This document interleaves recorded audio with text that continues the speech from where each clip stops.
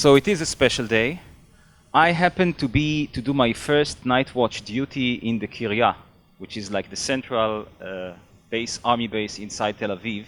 My first watch ever was the night of the Iraq war started launching missiles at Israel. So this is nothing, really. I can also tell you NEC is a Japanese company. So I travel often to Japan, and I escaped already 2 typhoons. The alarm, by the way, if you ever are in Tokyo or in Japan and you hear an alarm just like in Israel, it's the typhoon. Typhoon is much more dangerous, okay? So every part of the world has some issues, and still we get by. Just so I know, of the brave souls that arrived today, how many are developers or DevOps? Okay, yeah, pretty much figured. How many people here have ever worked or planned to work with IoT devices? Meaning basically anything which is not a smartphone or a consumer with a laptop. Okay, that's great. So I think that will be relevant. Okay, just a bit, the necessary bit about NEC. We've celebrated our 120th birthday this summer. You can see a short Japanese guy on the left-hand side. That is the founder of NEC, and this is the lab of someone called Thomas Edison. Okay, so legacy. Just a little bit about us. We're pretty big, 110,000 employees over pretty much all the continents, and we have 9 research laboratories, 2 in the US, East Coast, West Coast, 1 in Heidelberg, 1 in Singapore, 1 in Beijing, 1 in New Delhi, and now in Israel. We are also a supplier of AI in APAC region. I would say we're as big or bigger than some of the well-known AI for business providers. And we are selling 5G networks to Rakuten and NTT Docomo. So we do mobile, we do B2B, we do not do consumer much, and we don't do traditional web apps. In terms of research, carbon nanotubes, this guy is pretty old, but Japanese live a long time. We're still waiting for the Nobel. Every year it's like, yes, no, like the late Amos Oz. You may have heard about a person called Jan LeCun, works now in Facebook, got the Turing Award, pretty much #1 or #2 in AI today, pretty famous for those who do machine learning. He used to be a young researcher in Princeton Labs, and he had a crazy idea in 2003. You can find the video that's there in the middle in YouTube, okay? He had a crazy idea to try to apply convolutional neural networks to video to find where people's faces are. That was 2003, well before the hype. And things went pretty well from him since then. So we have been doing AI since then. We do AI in spacecraft, and we do AI accelerators, applied AI. As for the Israeli Center, we were established exactly 3 years ago. I was asked to establish it, and we revolve around AI applications on vision, cyber, and medical healthcare. So you can see some examples below. Everything we do is applied. We don't publish many papers, but it's definitely research. Actually, in some areas, we had some results which we knew were ahead of what some of the internet giants had, but we just don't necessarily publish them because we first try to find a real application. Anyone's interested, we're in Herzliya, we have a strong team, and we're still growing. Okay, now, since people here know cloud, I will not go over the security problems of private data in the cloud. We are going to talk about IoT and new applications. Current modern first generation cloud use is rather straightforward. I guess some of you, maybe most of you, are involved in it. And we know the problems, right?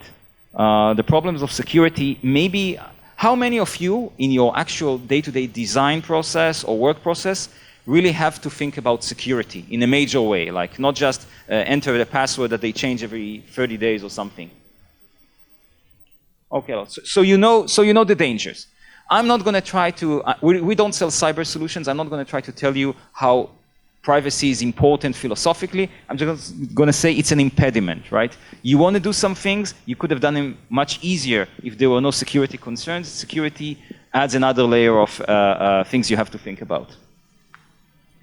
And everything about data, I'm an old guy, so I can remember old stuff. This movie was in 1992, before people had internet at home. I had internet in the university, it was super slow, and they already knew what we all know today, even Congress.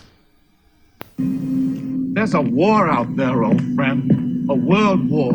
And it's not about who's got the most bullets. It's about who controls the information, what we see and hear, how we work, what we think. It's all about the information. 1992, pretty forward-looking, I would say. Now, when you come to IoT, unlike PCs, it's a jungle. And the jungle is not going to get better anytime soon. 75 billion devices in a few years. So many devices, and pretty much any enterprise application is going to have some IoT devices in one way or the other. Even if your main users are just laptop users or smartphone users, IoT is coming big time. And many, many vendors, okay? Many of them are in the Far East. They don't necessarily have a concern about security. Even if they have a concern, they don't have the tools to make those devices secure. What does it mean for us? So one way companies solve it is doing end-to-end, right? On the left-hand side, you can see the companies that do right now end-to-end, meaning they make the device, they make the software on the device, they make the cloud service, so it's end-to-end. And then it's a security problem, just like any other security problem. You have to program it, you have to verify it, you have to test it, you have to open it for independent review. But that's not the vast majority of the 75 billion devices we're going to have. The vast majority are going to be a plethora of consumer devices, enterprise devices, city monitoring devices, cameras, local storage, local edge computers, and we have a plethora of cloud services. So I'm sure as programmers you know how much harder it is to make something secure when you don't control one of the halves of the chain. Worse, the responsibility is still in one hand. Meaning, if you're a city, if you're an enterprise deploying some sensors, even in the rooms to see if the air conditioning works, if you're an electricity utilities company or other, you are responsible for the end-to-end security. That's unlike, in a PC. If I connect right now to a PC to Salesforce, and the data was not stolen from Salesforce, but my PC, Salesforce has no liability. And actually, they say you should protect your PC. In mobile apps, it's more complex because many of the apps intentionally actually get information they shouldn't. And then if that is stolen, it's more complex. But it's also more complex to find out who's to blame. But if I deploy an IoT service, even a Fitbit, and there's a break, it's Fitbit's fault. Fitbit's liability. So it's a big problem for anyone who wants to deploy these services. So Fitbit or Google or Samsung, that's their business. They know how to do it, presumably. But if I'm a Rishon, the municipality in Israel, and I have to deploy cameras because I want to see illegal parking, and the data gets stolen, these are all things that I changed the names, but all things that already happened. Okay? And the data is stolen by some technician to show that some guy was not where he told his wife he will be at that time. Rishon city, municipality, had no intention to do anything bad, right? But they are liable. And you may say, okay, why should we care about it? Well, because the regulation is already affecting us. Okay? If you want to deploy, this is maybe bad news, maybe many of you know. Basically, the law in Israel is as strict as the GDPR in that sense. If you have a database of personal information, people, by the way, sometimes think personally identifiable means ID card, ID number. It's not that. The utility measuring electricity in your home, electricity consumption, that's personal information. Why? Because basically, if I know no one's at your home because there was no consumption for the last 24 hours, I know it's a good place to try and burglarize. Okay? So any user information is considered nowadays, you are considered responsible to store, report it, and maintain it according to the Israeli law. Now, do we all do it exactly the way we should? Probably not. Does this mean that people will not become aware of it in the corporate side and start to enforce it? They do. I'll give you one silly example, but it's not silly. Anyone here, Midburn, the event? Right. So I was in the last event as well, Burn in Motion. Yeah, it was great. Yeah. And I know some of the people in the IT. That also has IT. because they incorporated themselves in a different way, because they had to, they could not access the original database of people that go to Midburn. Sounds ridiculous? That's the law. They could have bypassed the law. We are in Israel. We do that all the time, right? But then you can get caught.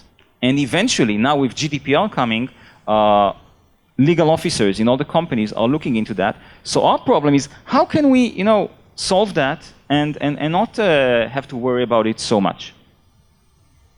One last thing to think about data. And I talked to some big CIOs, and not everyone is aware. Today, you can break any year 2K, Y2000 data if you have recorded and stored it over the internet in a few hours. You don't need to know anything.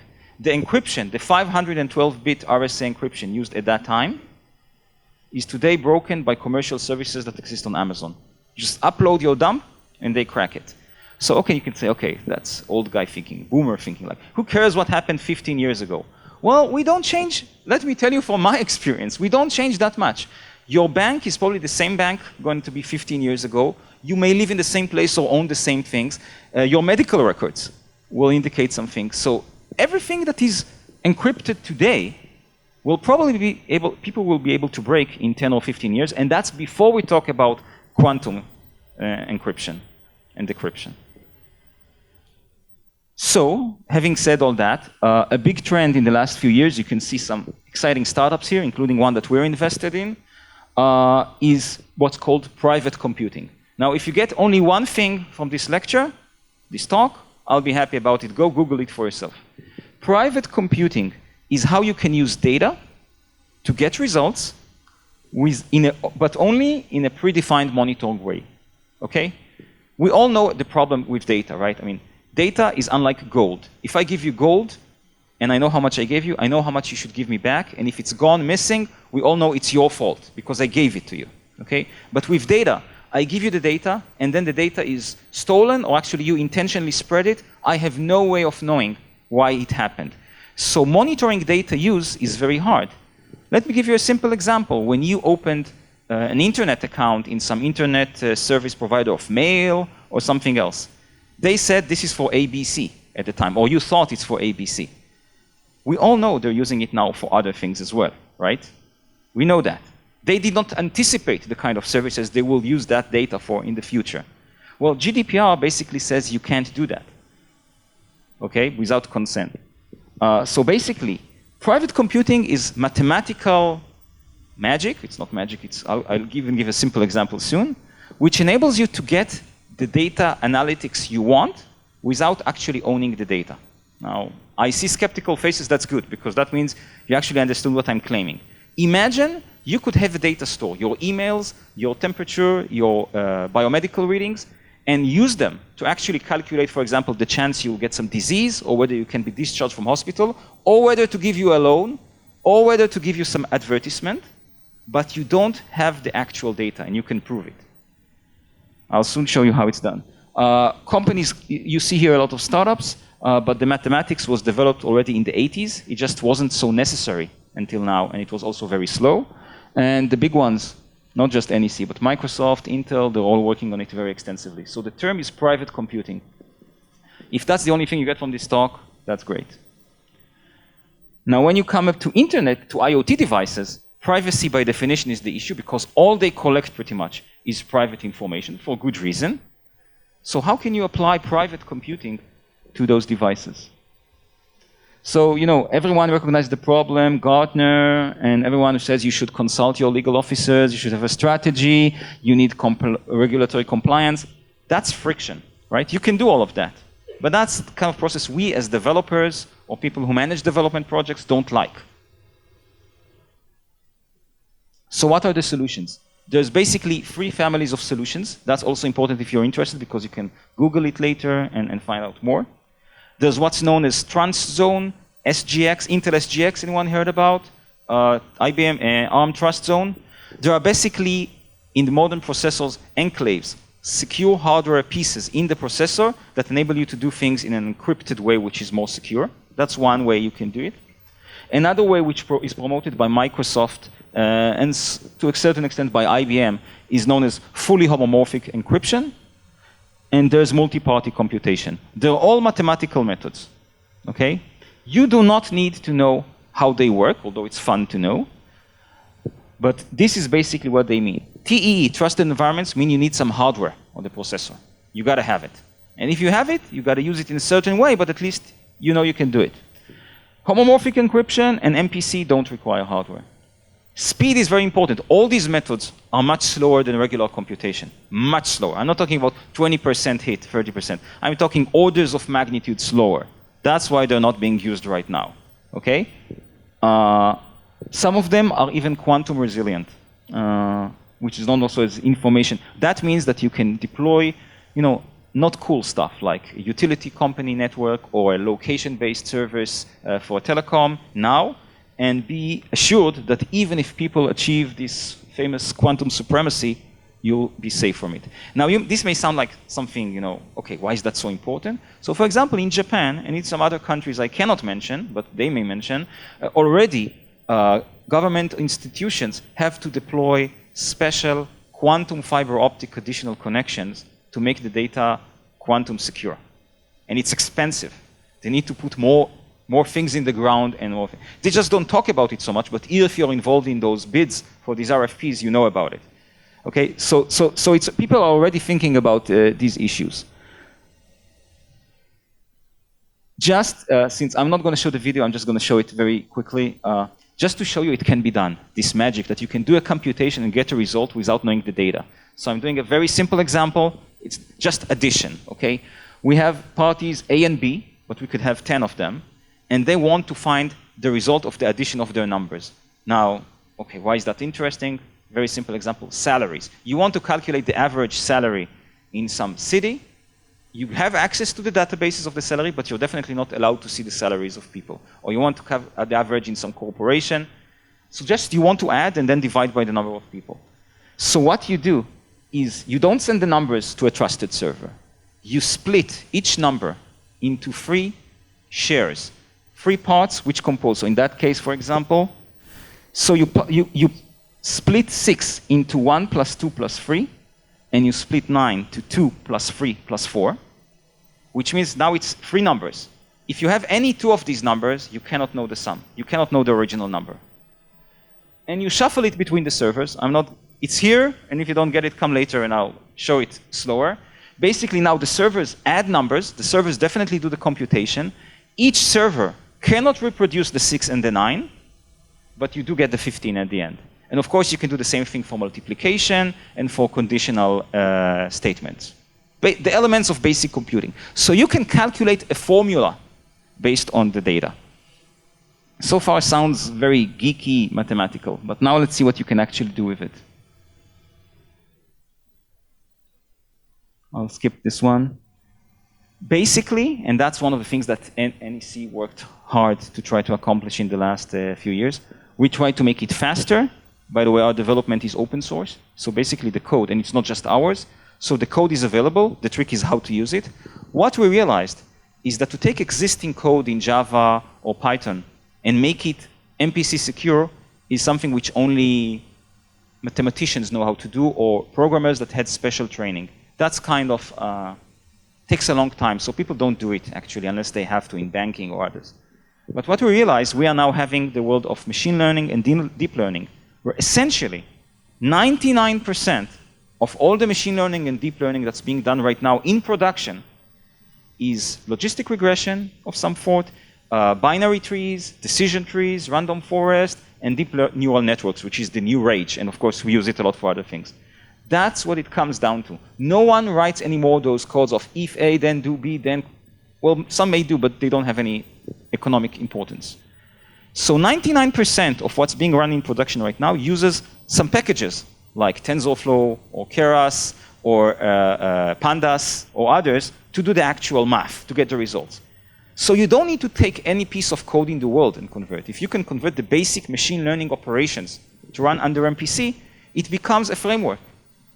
You don't need to know anymore how it works. You just say, I have a TensorFlow model which decides how much, what insurance offer to give you, or whether it's a fraudulent transaction, or biometric authentication, any kind of thing you can do with traditional machine learning and deep learning network, you can now convert to MPC. Meaning you can get the benefit that it will run on servers and you don't have the data.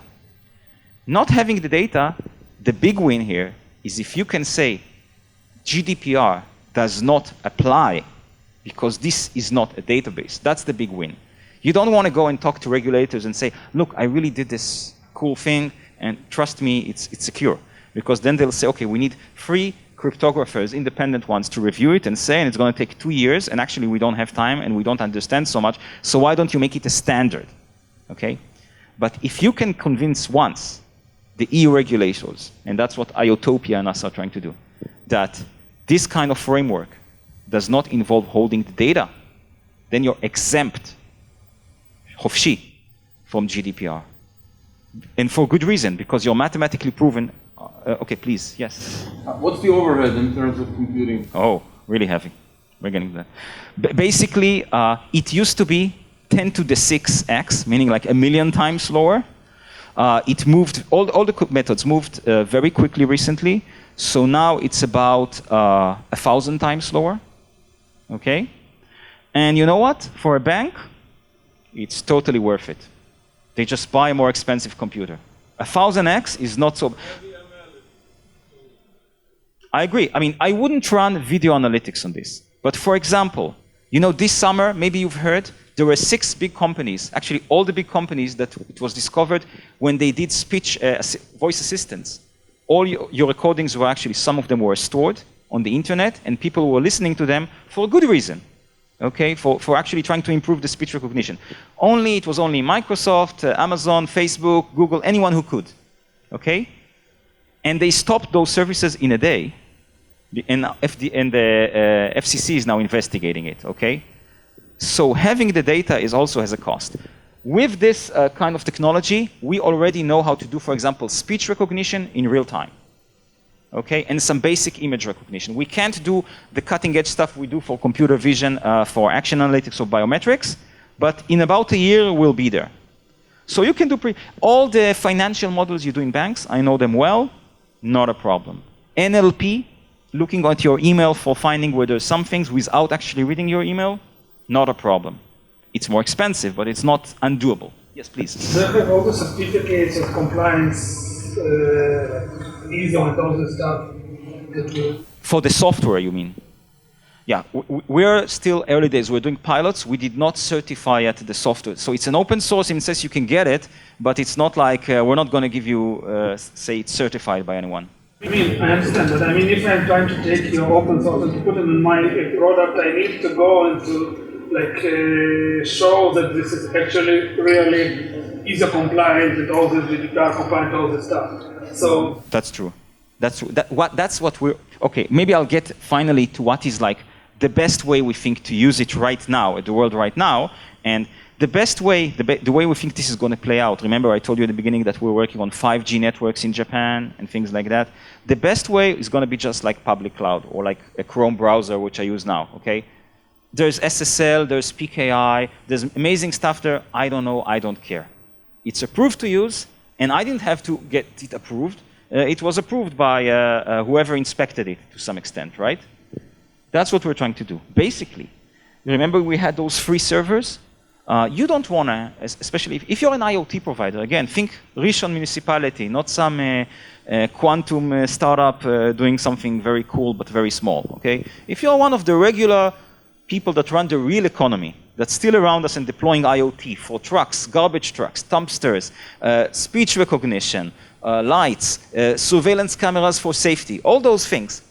You don't want to know anything of what I just said right now. What you really want to know is say, okay, I go to my cloud provider or I go to my CSP provider, I rent some service, they give me some IP addresses, like now I get an APN, right, if I configure a mobile device, and they take care of it. That's what you want. And it can be done. Basically, what this setup is saying is the IoT device doesn't need to change.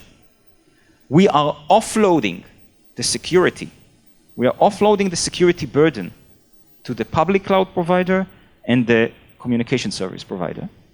The communication service provider has to provide the gateway to create the MPC sharing, which is very, very simple actually, but someone has to do it. And then route the transmission to the free cloud instances, which can be in separate clouds, which is always better, but can be on a single cloud, okay? They have to route them separately, which is something they know how to do now, but they don't do it automatically at scale right now. They do it for people that ask for it, okay? And they do have to send more data this way, 3x the data. So it's going to cost a little more, okay? But only on the backbone, not on the wireless part. And basically this way, you will instantiate servers or get them instantiated over some store like AWS or GCP or Azure, and you will upload your TensorFlow model or Pandas model or Scikit model or one of the ones that will be supported, and your IoT devices will start streaming the data. And you will not need to know about it. And when the regulator will say, do you have a data set or do you have a private database or not, you will say, I don't because I use this service. Now for this to come, for this beautiful thing to come, we still have to do a lot of work. But that's our burden. And basically the reason I'm here today is to say, if you think you want to be part of something like that, then we're taking care of that anyway. We're doing it as part of a body known as IOTopia, which is a consortium which is led right now by Cisco, because Cisco has that problem, right? They make all the routers on the cloud side and on the internet side, but they have all those strange edge devices and IoT devices made by who knows whom, right? Some of these devices, the name of the manufacturer is actually wrong because they copied the whole firmware from the plant next to them. I won't say which part of the world, but I think you can guess. They do that for webcams and other things. The driver has the same name, same signature. It's like one driver serves all, one security, one private key serves all. They were not even aware of it, okay? So Cisco and us have the same problem, and others. We hope some of the big other multinationals will join. And if you have any application like that right now, some machine learning analytics that you want to run today, and you can't because of privacy, doesn't matter if it's in financial sector, insurance sector, location. Just think about how many things can be done with location right now. And the only reason they're not being done is that when you come to the carrier or to Waze, Google, they'll say, we can't share that data. Sorry, bud. It's like, it took us such a long time to convince that we can store that data. We just can't share it, and they don't. So imagine all these things can now be done easily. If your app has location information, we can do amazing stuff with it right now without violating the privacy of the user. Last but not least, I wanted just to show you one nice IoT device, edge device we did.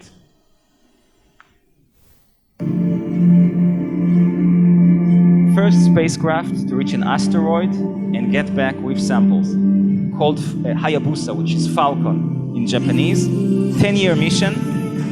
About 2 weeks, if all goes well, it starts the travel back home they're going to land in Australia.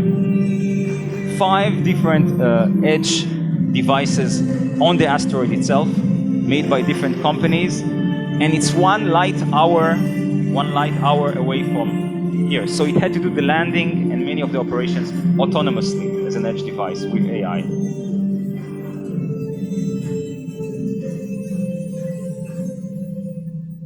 Thank you very much.